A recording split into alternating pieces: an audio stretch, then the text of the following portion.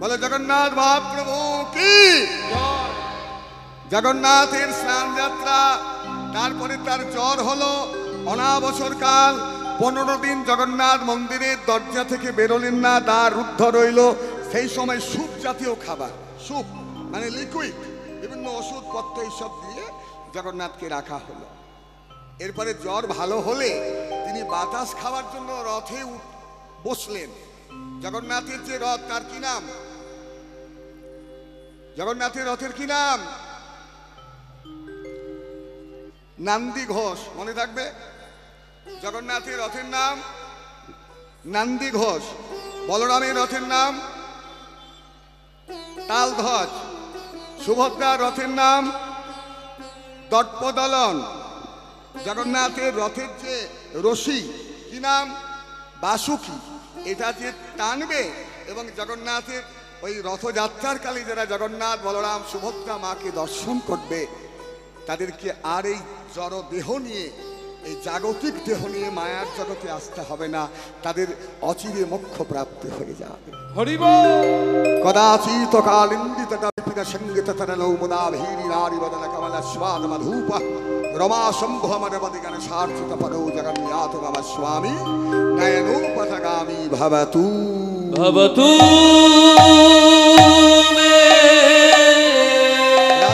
দুটি অপরাধ থেকে কেউ কখনো পরিত্রাণ পাবে না। কান খাড়া করে শুনে নিন, মনের মধ্যে গেঁথে নিন। একটা হচ্ছে নাম অপরাধ, আর আরেকটা হচ্ছে সেবা অপরাধ। হরিবাসরে কোনো ভক্তের যদি ভজনে আপনি বাধা দেন, আপনার পাশে একজন উদাত্ত চিত্তে শুদ্ধ প্রেম ভক্তি নিয়ে অপ্রাকৃত কৃষ্ণ প্রেমা সুখে সুখী হয়ে নাম আস্বাদন করছেন, আর আপনি তার পাশে বকর বকর বকর বকর করেই চলেছেন, আপনি তার ভজনে বাধাপ্রাপ্ত হচ্ছেন। যেমন চাপাল গোপাল মহাপ্রভুর কৃষ্ণ ভজনে বাধা দিয়েছিলেন। 1 বছরের জন্য মহাপ্রভু যে বেশি জাগরণে কীর্তনের সংকল্প নিয়েছিলেন, চাপাল গোপাল ভবানী পুজোর সামগ্রী রেখে দিয়ে মহাপ্রভুর হরিনামে বাধা দেওয়ায় মাত্র 3 দিনের মধ্যে তার ভয়ঙ্কর গলিত কুষ্ঠ রোগ হয়েছিল।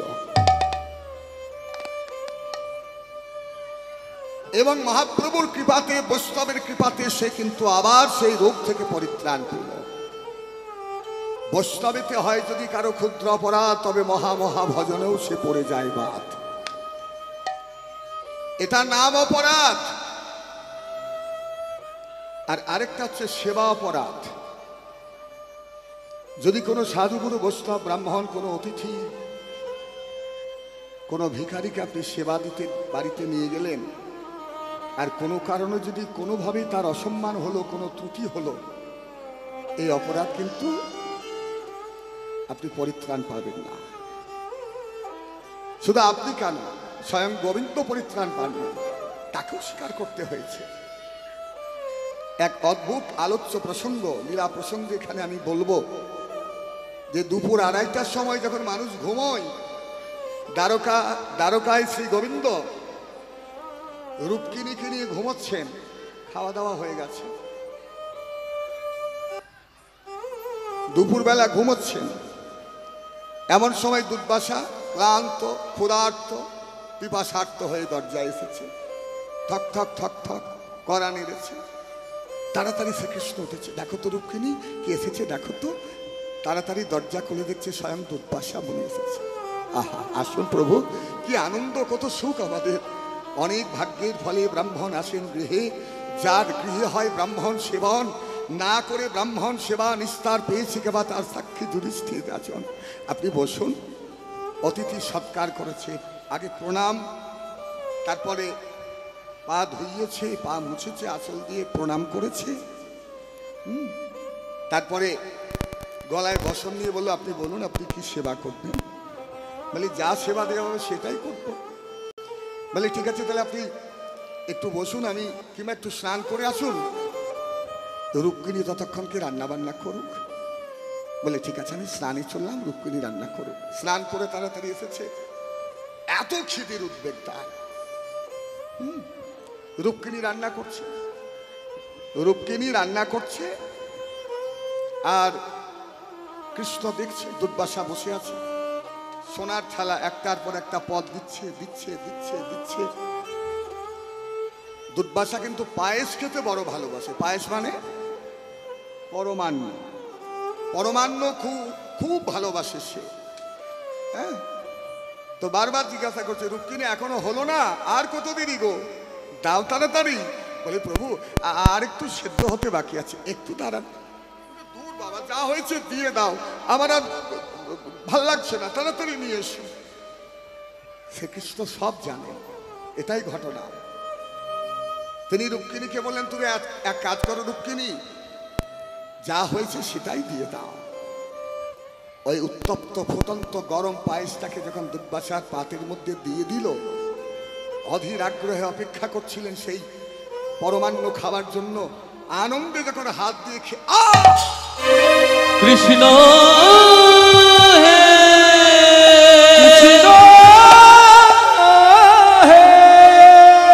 কৃষ্ণ কৃষ্ণ তুমি একই করলে, একই করলে, আমার হাতটাকে তুমি পুড়িয়ে দিলে কেন? তুমি অতিথিকে এভাবে সেবা দেওয়াও, আমার কষ্ট হলো না? কত কষ্ট পেলাম। কৃষ্ণ তাড়াতাড়ি ভয়ে ভীত হয়ে গলায় বসন নিয়ে একদম চরণে লুটিয়ে পড়ে বলছে, প্রভু হে ব্রাহ্মণ দেব, আপনি বড় কষ্ট পেয়েছেন, আপনি বলুন। আমি আমি আমি নরাধম, আমি বড় ভুল করে ফেলেছি, আপনি বলুন, আপনি কি করলে আপনি সন্তুষ্ট হবেন? দুর্বাসা বললেন যে যে পায়েস আমি হাতের মধ্যে, আমার হাত পুড়ে গেল, হাতটা জ্বলে গেল হাত, এই গোটা পরমান্নটাকে, গোটা পায়েসটাকে, গরম পায়েসটাকে তোমাকে গোটা গায়ে মাখতে হবে। ভগবান বললেন, আপনার যেটা ইচ্ছা আমি সেটাই করব। ওই ফুটন্ত উত্তপ্ত পরমান্ন গোটা গায়ের মধ্যে শ্রীকৃষ্ণ মাখলেন। শুধু একটা জায়গাতে মাখলেন না, শুধু একটা জায়গাতে মাখলেন না, এরপরে হাত ধুয়ে বিশ্রাম করে বিকেল বেলায় উঠেই বললেন যে আমি এবারে নগর পরিক্রমা করব। বলে ঠিক আছে, তাহলে রথ নিয়ে আসি। বলে রথ আসবে, কিন্তু সেখানে কোনো ঘোড়া থাকবে না, কোনো অন্য কোনো কিছু থাকবে না। কে থাকবে না? একদিকে কৃষ্ণ ধরবে কান দিয়ে, একদিকে রুক্মিণী ধরবে। তোমরা দুজনে আমাকে টেনে টেনে রথ টেনে নিয়ে এই নগর পরিক্রমা করাবে। রুক্মিণী আর কৃষ্ণ যখন দুর্বাসাকে এইভাবে রথ টেনে নিয়ে যাচ্ছে, সেই সময় হলো কি না, কৈলাস পর্বতে শিবের আসন চলে গেল। আমি কি দেখছি? টলমল টলমল করছে পৃথিবী, রসাতলে চলে যাবে সব। এত ভয়ঙ্কর অপরাধ। কৈলাস থেকে ছুটে এলেন ভোলানাথ, চরণে লুটিয়ে পড়লেন গোবিন্দে। হে কৃষ্ণ করুণা সিন্ধু, করুণা সিন্ধু, দীনবন্ধু জগৎপতে, জগৎপতে, গোপেশ গোপিকা কান্ত, রাধাকান্ত নমস্তুতে। প্রভু প্রভু জানি না, প্রভু ভুল করে ফেলল।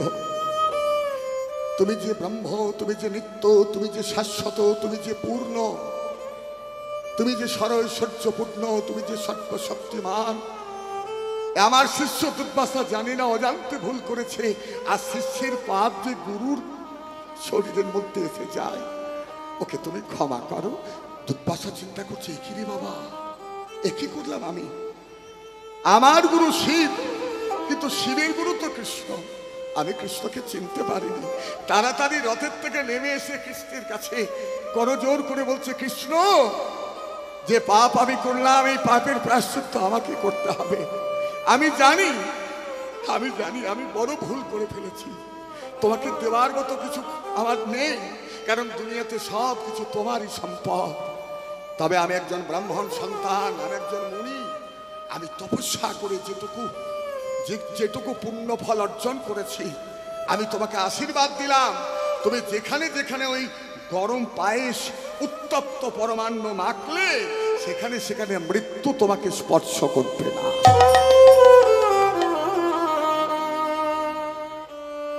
যেখানে যেখানে পরমান্ন মাখলে সেখানে সেখানে মৃত্যু তোমায় স্পর্শ করবে না। এবারে আপনারা বলুন, কৃষ্ণের কি মৃত্যু হয়নি? কি কি গো মায়েরা, কৃষ্ণের মৃত্যু হয়েছে। কিভাবে? তিনি লীলা সম্বোধন করেছেন। কিভাবে করলেন? ওই যে ত্রেতা যুগে যখন রামচন্দ্র, ত্রেতা যুগে যখন রামচন্দ্র রাবণকে বধ করে সীতাকে উদ্ধার করে অযোধ্যায় ফিরে এলেন, এক এক এক এক করে যারা তার সঙ্গে ছিল এতদিন সবার বাসনা পূর্ণ করলেন। অঙ্গদ এসে করজোড়ে বসে বলছে, প্রভু আমি তোমার কাছে কিছু হাত পেতে চাইব না, তবে একজন সুপুত্র হয়ে আমি তোমার কাছ থেকে আশীর্বাদ পেতে চাই। বলো কি আশীর্বাদ অঙ্গদ? বলে, হে রামচন্দ্র, আমার পিতাকে যে অন্যায়ভাবে হত্যা করলো আমার বাবা বালি, যে আমার বাবাকে মারলো, আমি যেন আমার পিতার মৃত্যুর প্রতিশোধ নিতে পারি। হরিব নিতাই গৌর প্রেমানন্দে হরিব।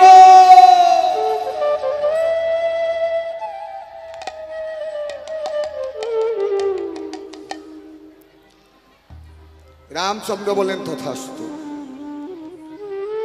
এরপরে সেই রামচন্দ্র যখন শ্রীকৃষ্ণ হয়ে এলেন, বৃন্দাবন লীলা, মথুরা লীলা, দ্বারকা লীলা, দ্বারকা লীলায় 16,108 জন স্ত্রী, তার মধ্যে জাম্ববতী একজন ছিলেন। জাম্ববতীর ছেলের নাম শাম্ব। তাকে মেয়েদের মতো সাজিয়ে, পেটের মধ্যে কাপড় চোপড় ভরিয়ে গর্ভবতী নারীর মতো সাজিয়ে নিয়ে গিয়ে যদুবংশের কিছু উচ্ছৃঙ্খল, কিছু ছল কপটে ভরা মন, কিছু যদুবংশীর ছেলেরা লোমশ ঋষির কাছে গিয়ে বললেন যে, মুনিবার আপনি বলুন এই নারীর গর্ভে কি সন্তান আছে? লোমশ ঋষি খুব ক্ষিপ্ত হলেন, রেগে গিয়ে তাকে ব্যঙ্গ করলো, তাকে কটূক্তি করলো, অপমান স্বীকার করে তিনি অভিশাপ দিলেন যে এর পেট থেকে যা বেরোবে তাই দিয়ে যদুবংশ ধ্বংস হবে। ওর গর্ভ থেকে যেটা বেরোলো সেটা হচ্ছে একটা মৌসল, একটা লোহার টুকরো। ঘষতে ঘষতে ঘষতে ঘষতে ঘষতে ঘষতে একটুখানি রইল, ওটা নদীর জলে ফেলে দিল। খেলো একটা বোয়াল মাছ, ধরা পড়লো ধীবরের জালে, পেটটা কেটে দেখলো একটা লোহার টুকরো। পাশে নামিয়ে রাখলো ধীবর মাছ বিক্রি করতে করতে। আর ওই রাস্তা দিয়ে সেই অঙ্গদ, ত্রেতা যুগের অঙ্গদ দাপর যুগে সাঁওতালের ঘরে জন্ম নিল। নাম হলো জরাব্যাধ। জরাব্যাধ হয়ে ওই রাস্তায় যেতে যেতে সেই টুকরোটাকে দেখতে পেয়েছে, লোহার টুকরোটাকে। যোগাযোগটা দেখে নাও বাবা। লোহার টুকরো দেখতে পেয়ে বলছে, ভাই অধিবর তুমি ওটা কি করবে? বলে, কিছু করবো না, পরেই থাকবে। বলে, ওটা আমায় দাও। বলে, তুমি কি করবে? না, ওটা আমি তীরের ফলা করবো, আস্তে তীরের ফলা করবো। বলে, ঠিক আছে নিয়ে যাও। ওটাকে তীরের ফলা করে সেই জরাব্যাধ, সেই সাঁওতাল, ত্রেতা যুগের অঙ্গদ। এদিকে গোবিন্দের দ্বারকা লীলা শেষ। ভগবান এবারে নিত্যধামে চলে যাবেন। লীলা সমাপ্ত তার প্রায় হয়ে গেল। এবারে সেই নিত্য লীলার মধ্যে যাওয়ার কারণে তিনি নীলধাম বৃন্দাবন পরিত্যজ্যং পাদমৈকং ন গচ্ছামি। বৃন্দাবন থেকে কোথাও আমার পা যায়নি, তাই জন্ম তিনি মথুরাতে নিলেও বৃন্দাবনে লীলা করলেন। আর সেই সময়টায় তিনি বৃন্দাবনেই রইলেন। তিনি এলেন কোথায়? এলেন সেই কদম্বর বৃক্ষর তলায়, ঝোপ জঙ্গলে পরিপূর্ণ বৃন্দাবন, যেখানে গাছে হেলান দিয়ে অধরে মুরলী নিয়ে ভগবান মুরলীর ধ্বনি করছিলেন। আর সেই সময় সেই জরাব্যাধ হরিণ শিকার করতে করতে গোবিন্দের পায়ের তলাটা কেমন লাল, ওই লাল চরণ দেখে হরিণের কান মনে করে তীর ছুঁড়ে মারল। তীর বিদ্ধ হলো গোবিন্দের পায়ের তলায়। এবারে আপনারা বলুন, ভগবান কোথায় তাহলে পরমান্ন মাখেননি? কোথায়? জন্মিলে মরিতে হবে অমর, কি কথা কবে চিরস্থির ববে নির্হাইরে জীবন নতে। যার সৃষ্টি তার ধ্বংস, যার উত্থান তার পতন, যার জন্ম তার মৃত্যু, যার শুরু তার শেষ, এটাই হচ্ছে জগতের নিয়ম। জীবন মানে এগিয়ে যাওয়া, জীবন মানে গতি, জীবন মানে হিসাব নিকাশ, কিছু লাভ কিছু ক্ষতি। ওই জন্য স্বয়ং ভগবান সেবা অপরাধ থেকে নিজেকে পরিত্রাণ দিতে পারেননি। আপনাদের কাছে করজোর করে নিবেদন, এই 4টি ঘন্টা নীরবতা পালন করুন। আপনি নীরব হলে আপনার কীর্তন রসে মন ডুববে, আর কীর্তনে যখনই আপনার মন ডুববে আপনি হবেন পবিত্র। মনের পবিত্রতা সবার আগে চাই। এই হরিবাসরে দুটো বাহু তুলে যদি আরো পবিত্র হতে চাও, তাহলে মহাপ্রভুর উপরে দৃঢ় বিশ্বাস রেখে প্রেমা, সেটা তো নিয়ম না, একটু হাত তুলে রাখো। বাহু তোলার অর্থ আত্মসমর্পণ করা। ওই যে কালকে বলেছিলাম যে এ ভব সংসারে বিনীত যে হতে পারে সে হয় ভক্তির অধিকারী। ভক্তির অতুল শক্তি, ভক্তি বিনা নাহি মুক্তি, ভক্তি তোমার যায় বলিহারি। ওরে ভাই, উচ্চতর শিরোপরে চাহ যদি উঠিবারে, তবে আগে করো মূল আলিঙ্গন। সদা তৃণাদপি হও, প্রেমের রাধা কৃষ্ণের গুণ গাও, তবেই তো শত্রু স্কন্ধে করিবে আরোহণ। যার কাছে অহংকার তার কাছে অন্ধকার, এ বিশ্ব জ্ঞানীর ভান্ডার। আত্মতত্ত্বহীন হয়ে পাশব জনম পেয়ে সংসারে বেঁচে থাকা বিড়ম্বনা তার। তাই যদি পেতে চাও কিছু, তাহলে সঠিক জায়গায় মাথা করো নিচু, হাত দুটো করো উপরে। যদি হবে খাঁটি, তাহলে ধরো ভক্তির চরণের মাটি। যেমন দ্রৌপদী হাত তুলেছে, যেমন বৃন্দাবনের গোপীরা বস্ত্রহরণ লীলায় গোবিন্দকে সব কিছু দিয়ে ছুপেছে, সেইভাবে এই হরিবাসরে তোমার কেউ নেই। আজকে সবাই আছে, কিন্তু এমন একটা সময় আসবে যেদিন তোমার পাশে কেউ থাকবে না। কারণ যতদিন তুমি ওদেরকে দিতে পারবে, ওরা তোমার পাশে থাকবে। এটা একটা স্বার্থের মধ্যে টিকে থাকা ভালোবাসা। কিন্তু ভগবানের সঙ্গে আমাদের ভালোবাসা, এখানে কোনো ভালোবাসার মধ্যে স্বার্থ নেই। তিনি আমাদেরকে কৃপা করেন, তিনি আমাদের পিতা। এই কথা চিন্তা করে এই হরিবাসরে দুটো বাহু তুলে প্রেমানন্দে বলে দাও হরিব হরিব কৃষ্ণ বলে।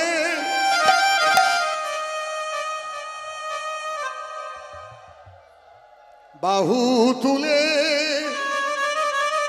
এ সোনা ভাই হরি বলে। কৃষ্ণ বলে দুটি বাহু তুলে এসো না ভাই হরি বলে। কৃষ্ণ বলে দুটি বাহু তুলে এসো না ভাই হরি বলে। কৃষ্ণ বলে দুটি বাহু তুলে এসো না ভাই হরি বলে। কৃষ্ণ বলে দুটি বাহু তুলে এসো না ভাই হরি বলে। কৃষ্ণ বলে দুটি বাহু তুলে এসো না ভাই হরি বলে। কৃষ্ণ বলে দুটি বাহু তুলে এসো না ভাই হরি বলে। এ নামে নেই কোনো চিন্তা, চিন্তা এ নামে যাই মনের ভাবনা। এনামে নেই কোনো চিন্তা, চিন্তা এনামে যাই মনের ভাবনা। এনামে নেই কোনো চিন্তা, চিন্তা এনামে যাই মনের ভাবনা। শুধু বদন ভরে এই নামে গাও, বদন ভরে এই নাম গাও। সবাই বাহু তুলে এই নামে গাও। ওই বাহু তুলে এই নাম গাও। আর বলো না কৃষ্ণ কৃষ্ণ। কৃষ্ণ বলে দুটি বাহু তুলে এসো না ভাই হরি বলে। কৃষ্ণ বলে দুটি বাহু তুলে এসো না ভাই হরি বলে। কৃষ্ণ বলে দুটি বাহু তুলে এসো না ভাই হরি বলে। কৃষ্ণ বলে দুটি বাহু তুলে এসো না ভাই হরি বলে। এসো না ভাই হরি বলে। এসো না ভাই হরি বলে। এসো না ভাই হরি বলে। আপনাদের চরণে আমার প্রণাম। কেন প্রণাম? যে আপনারা কীর্তন রসে ডুবতে পেরেছেন বলে। সর্বশ্রেষ্ঠ সঙ্গীত কীর্তন, বাঙালির সম্পদ, বাংলার সম্পদ কীর্তন। মুর্শিদাবাদ কীর্তন রসে একদম পরিপূর্ণ রূপে ডুবে আছে। মুর্শিদাবাদী বিশ্বনাথ চক্রবর্তী পাদ, তার জন্ম এখানে, রসিক দাসীর জন্ম এখানে, নরহরি চক্রবর্তীর জন্ম, বহু প্রবাদ প্রতিম কীর্তনিয়ার জন্ম, নরোত্তম, কালকে তো গাইলাম নরোত্তম যখন খেতুরিতে ধর্ম সম্মেলন করলেন, তার যে ঢেউ পদ্মা পেরিয়ে আছড়ে পড়েছিল আপনাদের মুর্শিদাবাদে। মুর্শিদাবাদ মানেই মানুষ জানে যে হাজারদুয়ারি, তা তো নয়। আমাদের কীর্তন জগতের এবং সাহিত্য জগতের এত সম্পদ রয়েছে এখানে মুর্শিদাবাদে, এবং এই মুর্শিদাবাদে আসতে পেরে আমি প্রচন্ড আনন্দ পাই, কারণ এখানকার মানুষ কীর্তনকে মর্যাদা দেয়, ভক্তকে মর্যাদা দেয়, ভালো কীর্তন শুনে অভ্যস্ত। আজকে ভাবনি যে গৌরাঙ্গ মহাপ্রভু রাধাভাবে বিবাহ কি করলেন মহাপ্রভু? সেবা সঙ্গনে কীর্তন করতে করতে হঠাৎ ভাবাবেশে আমারই গোরা ছাদো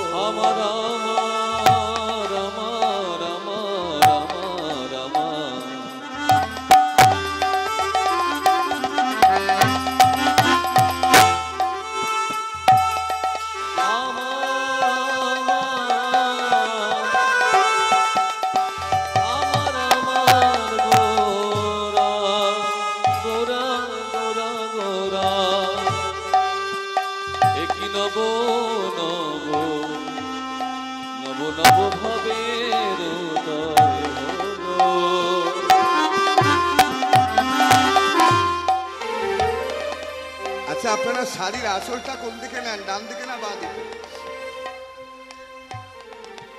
হ্যাঁ, এই আঁচলাটা মানে এটা যেটা নেন, এটা কোন দিকে? বাঁ দিকে, এটাই নিয়ম। কিন্তু রাধারানী তো উত্তর ভারতের মেয়ে, ওই জন্য তিনি বাঁ দিকে আঁচলাটা নিয়েছেন। আর বাঁ দিকে আঁচলাটাকে নিয়ে মাথায় যদি ঘোমটা করতে হয় তাহলে এইভাবে নিতে হবে। এই আঁচলটা এদিকে ঘুরে এইভাবে আস্তে আস্তে। কি বলছেন মহাপ্রভু? কি বলছেন? আস্তে আস্তে। আমি সূর্য সূর্য সূর্য সূর্য, আমি সূর্য পুজিতে যাব, তোমরা চলো এখনি। আমি সূরজ পুজিতে যাব, তোমরা চলো এখনি। সূরজ জিতে যাব,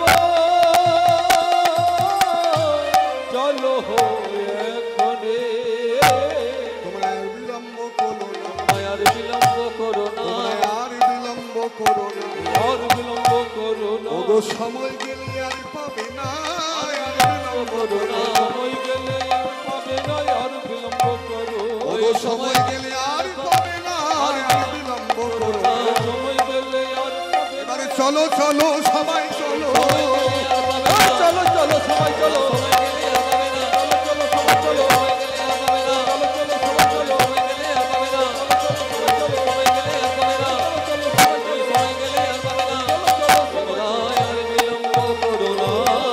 আমি সূরজ পুজিতে যাব, চলো এখনি। চলো এই দরজা বন্ধ করো। ভক্তরা ভাবছে কি ব্যাপার, দরজা কেন বন্ধ করতে বললো? শ্রীবাস নিজের থেকে গিয়ে ভেতর থেকে দরজা বন্ধ করে দিল। আসলে মহাপ্রভুর এই ভাব এ তো সবাই বুঝতে পারবে না। পারবে? আমার এই ঝোলার মধ্যে আছে অপ্রাকৃত শান্তি, অপ্রাকৃত কৃষ্ণ নামামৃত সুধা, অপ্রাকৃত কৃষ্ণ প্রেম। এটা আমি তাকেই দিই যাকে আমি আমার যোগ্য পাত্র মনে করি। হরি বল। ওই জন্য একটু করজোর করো সবাই। গঙ্গার জলের থেকেও মূল্যবান হচ্ছে তোমার নয়ন বাড়ি, যেটা বড় শীতল, বড় সুমিষ্ট। বাইরের তুলসীর থেকেও মূল্যবান হচ্ছে তোমার মন তুলসী, আর ঘষার চন্দনের থেকেও মূল্যবান হচ্ছে তোমার ভক্তি চন্দন। তো যেন ভগবানকে বলো, প্রভু সংসারের জন্য তো কাঁদতে সবাই পারে, কিন্তু পবিত্র হরিবাসরে হা নিতায় হা গৌর বলে যদি কোনো কারণে কোনোভাবে আমার নেত্রে জলধারা আসে, যেন বৈষ্ণবের চরণে লুটিয়ে পড়তে পারি, যেন ভক্তকে আলিঙ্গন দিয়ে কৃষ্ণ প্রেমের আদান প্রদান করতে পারি, আমার জীবন সেদিন ধন্য হয়ে যাবে। দয়াময় তুমি কৃপা করো। অপ্রাকৃত কৃষ্ণ নামামৃত সুধা রসে, অপ্রাকৃত কৃষ্ণ সুখে আমি যেন চিরদিন অপ্রাকৃত শান্তি লাভ করতে পারি। হরি বল। কেন চোখের জলে ভিজিয়ে দিলে না শৌখিন ধুলো যত, কে জানি তো আসবে তুমি গো অনাহুতির মতো। কেন চোখের জলে ভিজিয়ে দিলেম না শুকনো ধুলো যত, কে জানি তো আসবে তুমি গো অনাহুতের মতো। কেন চোখের জলে ভিজিয়ে দিলেম না শুকনো ধুলো যত,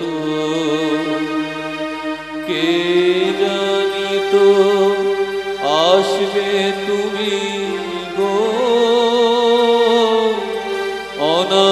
অনাহুতের মতো।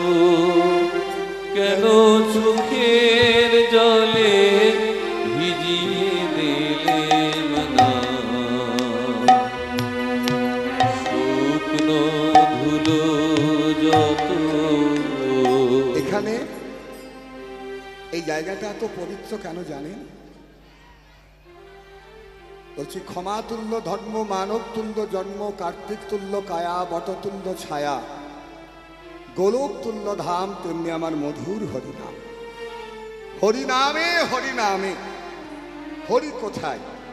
প্রশ্ন, উত্তর হরি কথায়।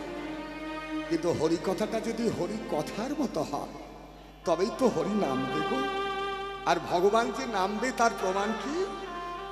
যখন ভক্তের দু নয়ন বেয়ে ভক্তির ধারা বইবে, অস্পৃশ্যতা গ্লানি ভুলে গিয়ে মানুষে মানুষে সম্প্রীতি সম্মেলনী হবে, সবাই একে অপরকে হৃদয় দিয়ে প্রেম বিনিময় করবে, চরণে লুটিয়ে পড়বে, তখনই তো ভগবানের কৃপার প্রকাশ হবে।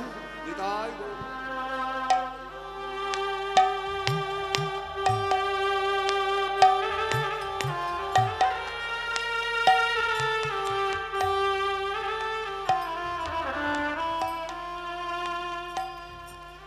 পার হয়ে এসেছো মরু,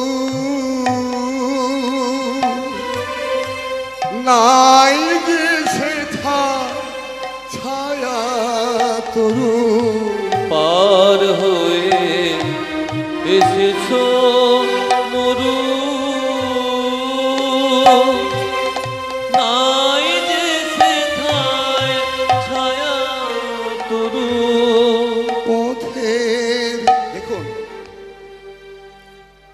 ভগবান যে আমার হৃদয়ে এসেছে, এই জায়গাতে আসতে তাকে অনেক কষ্ট পেতে হয়েছে।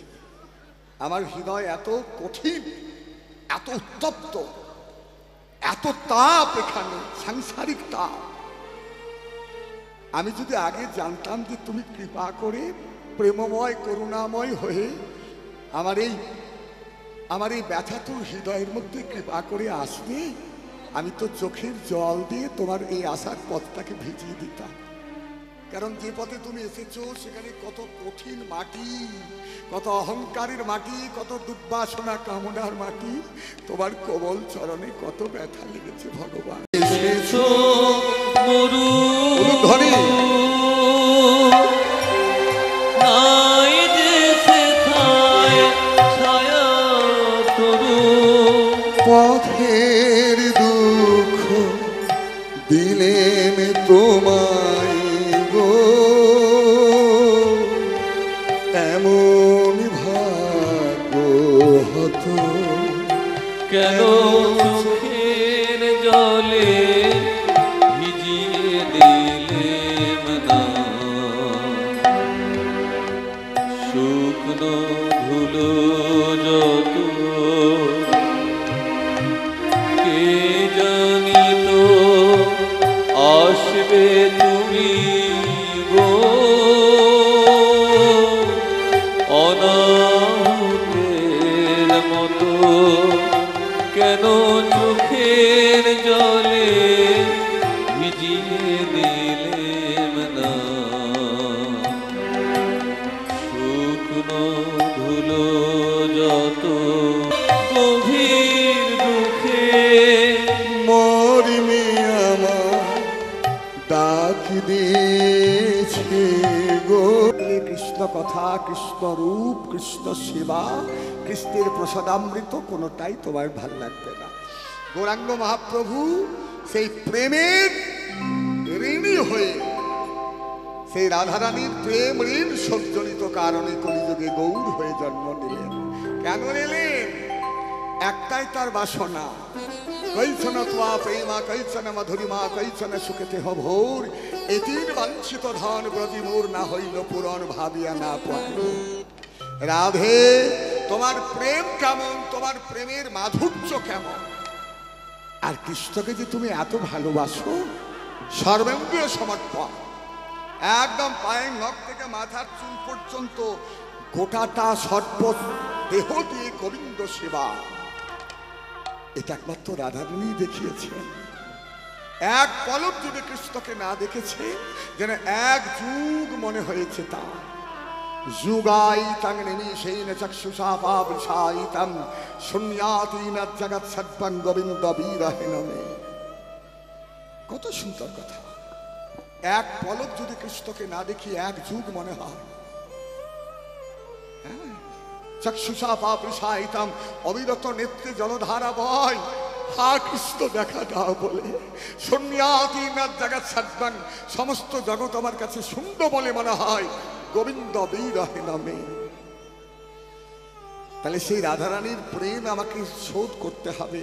কারণ এমনিতে আমরা 5 প্রকারের ঋণ নিয়ে জন্ম নিই, আর ভগবান আজকে ভক্তের ঋণ পরিশোধ করবেন। কলিযুগে তিনি ভক্ত হয়ে আসবেন। কেন আসবেন? তার কিছু অজানা থেকে গেছে বলে, কিছু অপূর্ণতা থেকে গেছে, কিছু অতৃপ্তি থেকে গেছে। এই যেমন এখানে রাস্তা ধরে একজন ভিখারি ভিক্ষা করতে করতে যাচ্ছে, দোতলার উপর থেকে একজন বাবু তাকে ডাকলেন, এই ভিখারি, এই শোন। বাবু, আমায় ডেকেছো বাবু? শোন শোন, আমার একটা জিজ্ঞাসা আছে। বলে বলুন, কি জিজ্ঞাসা? বলে এই যে তুই 5 বারি ভিক্ষা করে খাস, এই 5 বারি চাল খেতে কেমন লাগে? আমি তো দামি চালের ভাত খাই, আমার অনেক টাকা, আমি ধনী মানুষ, তো ভিক্ষে করা চাল, এই যে এখানে এ হচ্ছে ভিক্ষে করা চাল। এই 5 টাকাও 10 টাকাও 100 টাকাও 500 টাকা, এটা হচ্ছে সর্বশ্রেষ্ঠ দান। একদম সাক্ষাৎ সেবা, ভগবানের সেবা, কীর্তন সেবা, ভক্তির উদর পূরণের সেবা। এখানে যেটা দেবে সেটা পূর্ণ প্রাপ্ত হবে। তো আমি তো ভিক্ষে করা চালের স্বাদ জানি না, তুই আমায় বলতে পারবি যে ভিক্ষে করা চাল খেতে কেমন লাগে? ভিখারি বলল, বাবু, এটা দোতলার ওপর থেকে তোমার উপলব্ধি হবে না, আমার মতো দোতলার থেকে নিচে নামো, আমার মতো ওই নিচে নামতে হবে। আর এত দামি পোশাক নয়, আর বাবু শব্দটা মনে নয়, ওটা অহংকারের শব্দ। আমার মতো দৈন্যতা চায়, বৈষ্ণবতা চায়, ত্রিনাদপি ভাব চায়। দৌড় কপিন পরে, গলায় মালা পরে, তিলক সেবা করে, ঝোলা নিয়ে নিজের সেবা নয়, ভগবানের সেবার জন্য ভিক্ষা করো। ভিক্ষা করে যেটা পাবে সেটা স্নান করে, রন্ধন করে, শুদ্ধ মন বিশ্বাস দিয়ে, মন তুলসী চোখের জল দিয়ে তাকে সমর্পণ করো। তারপর যখন সেটা প্রসাদ হবে, সেই প্রসাদামৃত মুখে যখন তুলবে, তারপর তোমার উপলব্ধি হবে যে সারা জীবন যে তুমি দামি অন্ন চাল সেবা করেছো, ওটা স্বাদ বেশি না গোবিন্দ সেবার পর গোবিন্দের প্রসাদামৃতের স্বাদ বেশি? হরি বল, হরি বল, হরি বল। বাবা বাজার থেকে চকলেট এনেছে, ছেলেকে দিয়েছে। ছেলেকে দিয়েছে, ছেলে চকলেট খাচ্ছে। আর ছেলে যখন চকলেট খাচ্ছে, ছেলেকে কোলে নিয়ে আদর করতে করতে বাবা বলল, বাবু বাবু আমাকে একটু চকলেট দে, আস্তে চকলেট দে। বলে কোনটা? বলে ওই ওই যে তুই খাচ্ছিস। না না, এই পকেটে আছে তো, এটা নাও। বলে না না, ওটা দেবো না, যেটা তুই এত করে খাচ্ছিস না, ওটা আমাকে একটু দে। ও বাবা, আমার এতটা কেন খাবে? অনেক ভালো ভালো চকলেট আছে, ওগুলো খা। বাবা বলল, সোনা রে, এখন তো এটা বুঝতে পারবি না যে বাবা হয়ে কেন ছেলের এতটা আমি খেতে চাইছি। আমি তো বাবা, তুই তো ছেলে, কিন্তু যেদিন তুই কোন সন্তানের বাবা হবে, সেদিন তোর মধ্যে পিতৃত্ব আসবে, সেদিন তুই বুঝতে পারবি যে ছেলের মুখের এঁঠো খেয়ে বাবার কি সুখের অনুভব হয়ে যায়। ভগবান জানে না কৃষ্ণের মধ্যে কি আছে, ভগবানের মধ্যে কি আছে। যারা কারা জানে না, যারা গোবিন্দকে ভালোবেসে একদিক জগৎ সংসার, একদিকে কৃষ্ণ চরণ, সব ছেড়েছে গোবিন্দকে পাওয়ার জন্য। এক मीरा एक राधा, दोनों ने शाम को चाहा, लेकिन अंतर क्या है दोनों की प्रीति में? बोलो, एक प्रेम दीवानी, एक दर्श दीवानी। রাধে, তুমি আমায় কৃপা করো, আগত কলিযুগে যেন তোমার প্রেম ঋণ শোধ করতে আমি পারি। কলিযুগে গৌরাঙ্গ হয়ে রাম আদি অবতারে ক্রোধেনা অস্ত্র ধরি অসুরেরই করেছি সংহার, কিন্তু এনে অস্ত্র না ধরিব প্রাণী কারণ না মারিব। হরিনাম প্রেম দিয়ে চিত্ত শুদ্ধ করিব সবাকার। ব্রাহ্মণ সে তার ভেদাভেদ ভুলে যাবে, মুচি সেও ব্রাহ্মণের পাশে বসবে। মুচি, চণ্ডাল, ব্রাহ্মণ, শূদ্র সবার সমান অধিকার। নর নারী, আমার বৃদ্ধ বনিতা শিশু 8 থেকে 80 পর্যন্ত সবাই মিলে এক ছত্র ছায়ার তলায় বসে সবাই মিলে দুটি বাহু তুলে বলবে প্রেমানন্দে হরিব হরিব। একবারে দুহাত তুলে।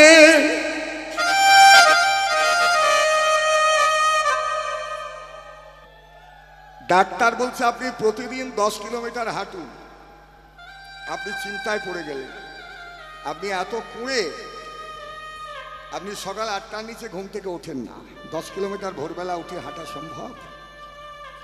শাস্ত্রে লেখা আছে যে হাতটা তোলো, কিন্তু এখানেও যদি কুড়েমি করতে, তাহলে দুর্যোধনের মতো অবস্থা হবে।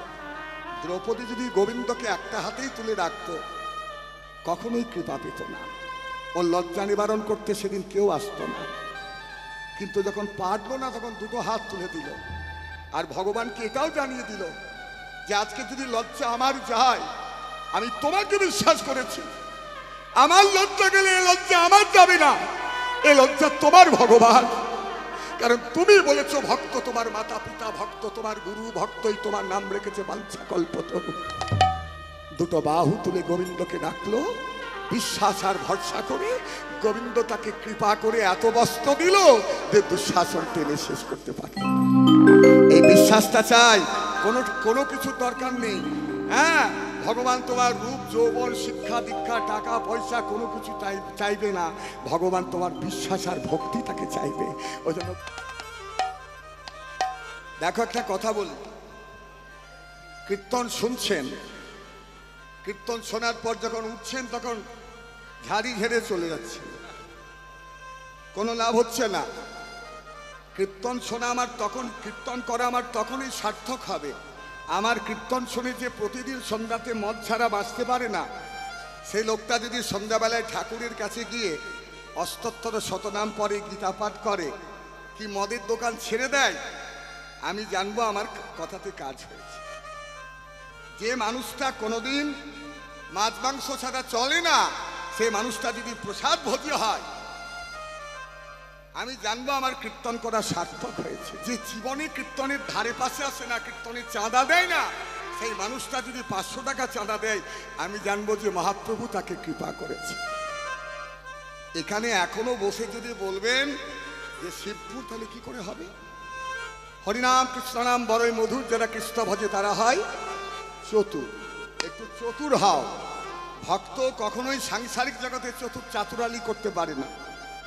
তারা 1 বিঘে কি করে 5 বিঘা হবে, 10 লাখ কি করে 20 লাখ হবে, 3 তলা কি করে 5 তলা হবে, 2টো ফ্ল্যাট কি করে 4টে ফ্ল্যাট হবে, 5 ভরি কি করে 10, এই চিন্তা ভক্তের নয়। সে চিন্তা করবে ভাগবতের কতগুলো শ্লোক আমার মুখস্থ হলো, গীতার কতগুলো শ্লোক আমার মুখস্থ হলো, আমি কীর্তনের কতগুলো গ্রন্থ কিনতে পারলাম, পড়তে পারলাম, আমি সারাদিনে কতবার মালা জপ করলাম, আমি কোথায় কোথায় তীর্থে গেলাম, কোথায় কোথায় ভক্ত সঙ্গ করলাম, এগুলো চাতুরালি। ওগো নদিয়া এরা যে পথ, প্রভু আমার আলো করিয়ে যায়। ওই নদিয়ার রাজপথ প্রভু আমার আলো করি যায়। নদিয়ার রাজপথ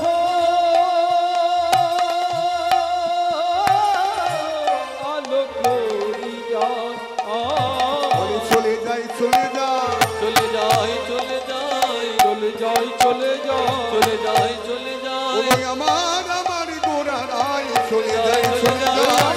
আমার গোরাই চলে যাই চলে যাই। ওই আমার গোরায় চলে যায়, চলে যায়। আমার গোরাই এবারে ভাবে প্রেমে বিভোর হয়।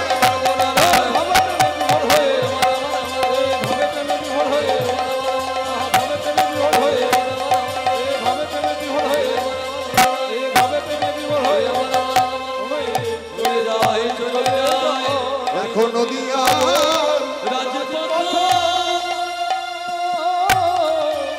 আলো করি আলো করি নদিয়া নাগরী তারা সঙ্গে সঙ্গে যায়। সঙ্গে সঙ্গে যায়। আপনারা নাগরী, তিনি নাগর, তিনি নদিয়ার নাগর, আমরা সবাই নাগরী।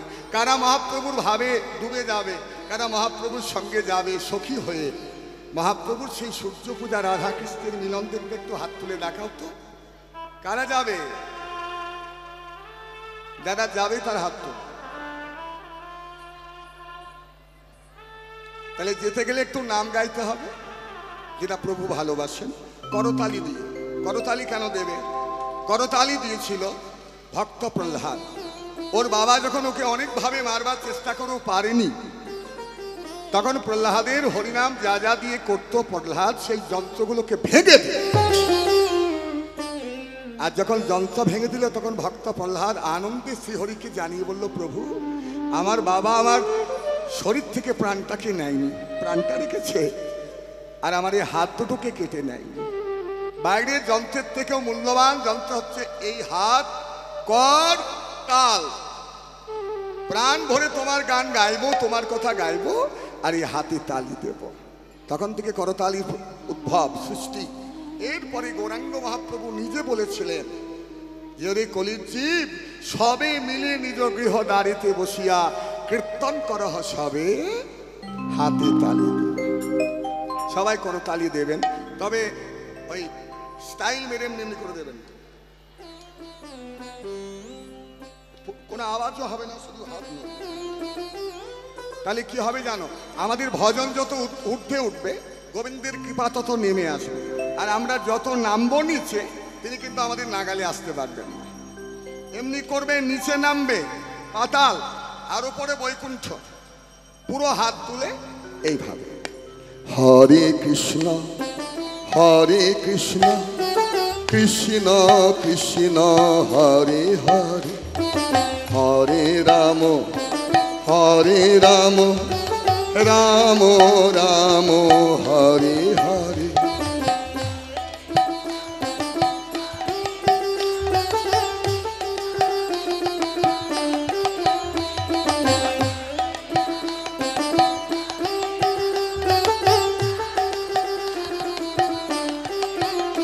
বলো হরে কৃষ্ণ কৃষ্ণ কৃষ্ণ হরে হরে হরে রাম রাম রাম হরে হরে কৃষ্ণ।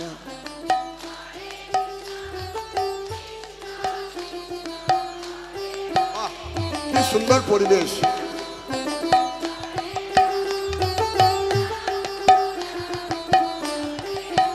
বলো হরে কৃষ্ণ কৃষ্ণ কৃষ্ণ হরে হরে হরে রাম রাম রাম হরে হরে। হরে কৃষ্ণ হরে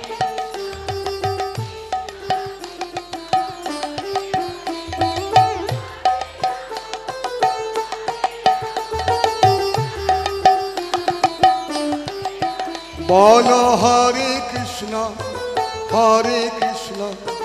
কৃষ্ণ কৃষ্ণ হরে হরে হরে রাম রাম রাম হরে হরে হরে কৃষ্ণ।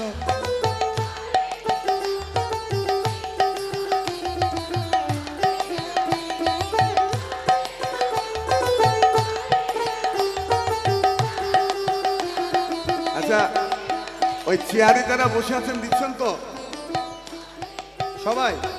কৃষ্ণ কৃষ্ণ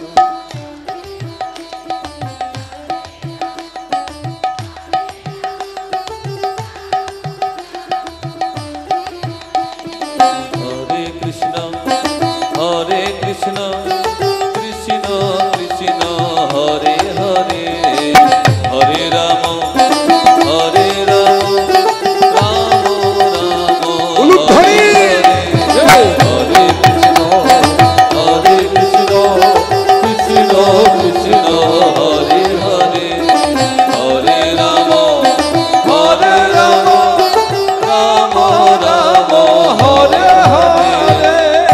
নদিয়া নাগরী তারা